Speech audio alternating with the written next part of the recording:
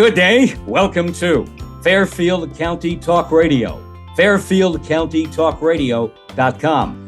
Produced by Sharc Creative. Made possible by Teflon Lawn Service. By Fairfield County Tick Control. Also by Echo Systems Irrigation and Lighting. By Gutter Brothers Home Services.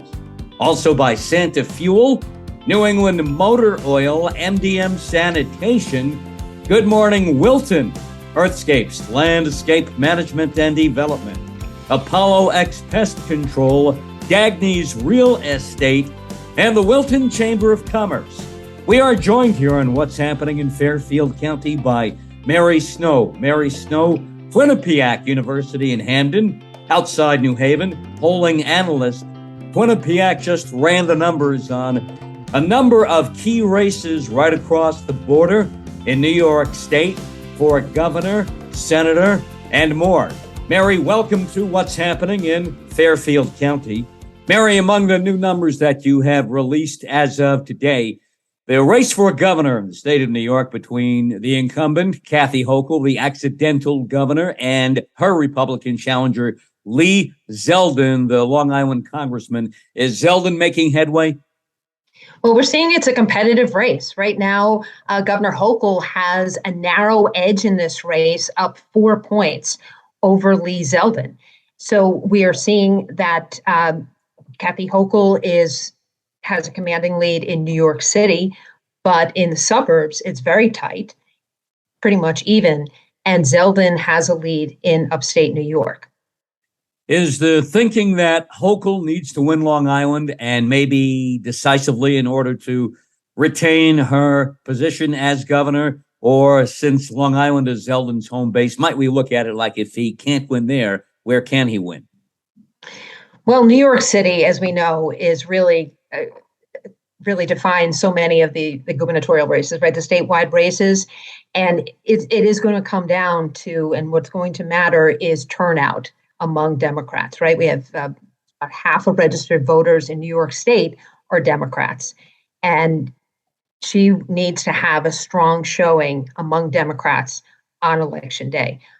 In terms of, the issues that are most pressing to New York State voters, and we conducted this poll among likely voters, we're seeing that overall crime is ranking as the most urgent issue facing the state, followed by inflation and protecting democracy. Now, that could be different. Those issues are different among Democrats and Republicans. For instance, with crime, Lee Zeldin has made it such a focus of his campaign. And Kathy Hochul, the governor, has been focusing on gun violence, gun policy, cutting down on gun violence. So it can mean different things for different parties in terms of messaging, but those are the top three issues right now among likely voters in New York State. Mm-hmm. So crime is the key issue, which works towards Zeldin's advantage, I think, as we know. Yet, how much might that play a role in the other key race in New York State? And this has not been publicized at all because obviously everybody assumes Chuck Schumer will roll to re-election victory in the Senate. He's being challenged by Joe Pinion, a Yonkers, Westchester County native who bills himself as a political journalist. I would think the sailing for Chuck Schumer would be a lot freer and easier than it is right now for Kathy Hochul. Yes, Senator Schumer has a double-digit lead right now, but it's worth noting that in this race, Senator Schumer has 54% to 42% of Joe Pinion. And what really struck or stood out in the findings and the data is that nearly 6 in 10 of likely voters in New York State say they don't know enough about him to form an opinion of him. We asked, the basic question, do you have a favorable opinion or unfavorable? So there's a large number of people who just don't know who he is. But you'll see, that race is only 12 points between them. So obviously that's a vote against the Senate Majority Leader right now without really knowing the Republican challenger that well. Mm-hmm. Now, I know it's New York, it's so heavily Democratic, and yet somewhat strange that maybe Pinion And like you say, a lot of people don't know who he is, but as they get to know him, maybe that race narrows a bit more because the race for a governor is so much more narrow. Is the mindset basically that the governor has much more control and influence and impact upon my day-to-day life than a U.S. senator does? So these issues that you talked about, you focus that more upon the governor than you do upon your senator?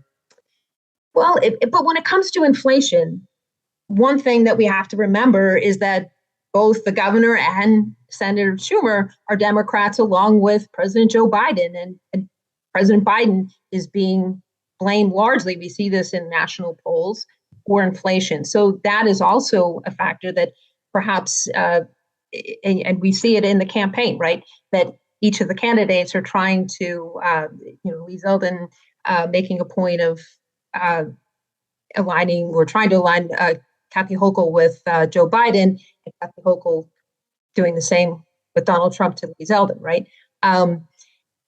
But it's so how much even control a governor can have over inflation or the economy, but because they're in office, they're going to be held accountable for it. Mary Snow, Quinnipiac University polling analyst here on Fairfield County Talk Radio, Fairfield CountyTalkRadio.com. I'm John Marino. Now, job approvals of elected officials, I would love to hear those numbers. So we're seeing, Governor Hochul really gets a mixed job approval. Mixed bag for Kathy Hochul? Mixed bag for Kathy Hochul. Senator Schumer, positive job approval, 51% approve of the job he's doing. Only 51 for Chuck Schumer? 51 for Chuck Schumer. Really? And for Governor Hochul, it's 46%. And if you look inside these numbers, you'll see that independents in New York State give Governor Hochul a negative job approval. So that is factoring into, obviously, Republicans are giving her a negative number, but that is a factor among independents, right? And then we're seeing that in the suburbs where you normally would see more moderate voters, right, those independents, and that's where we're seeing a really very tight race. What's happening in New York? Is this kind of a microcosm of what's going on around the country? Much more obviously Republican and conservative areas around the country when you get out of the Northeast or the big cities across the country. Is this coming into play to some extent with what's going on, these numbers you have here about the state of New York now? Because obviously Zeldin a couple of months ago was down by 24 points. And who would have guessed Schumer would have a 51% approval rating only? So yes and no in terms of with the U.S. Senate numbers, yes. One thing that I will point out, this is the first poll that we've done in this election cycle in New York State. And just from some of the other states we have polled, the one difference in New York is that crime ranked as the number one issue. You know, we're seeing other states where inflation is the most urgent issue. Certainly that's been the case in national polls. So that sets New York apart a little bit. One other thing, you're talking about the microcosm of what's going on around the country. One question that we don't have the answer to is what effect will Donald Trump's endorsement of Lee Zeldin have in this race? Our poll ended on the same day that Donald Trump endorsed Zeldin. So we weren't able to capture that reaction. And, how does that play out in terms of how this race will go? And how do you think this will play out, the Donald Trump effect?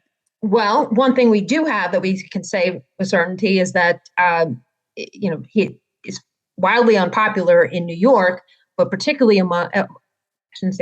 also among independents, right? Republicans have 3/4 of Republicans in New York State have a favorable opinion of him, but independents have a negative impact of him.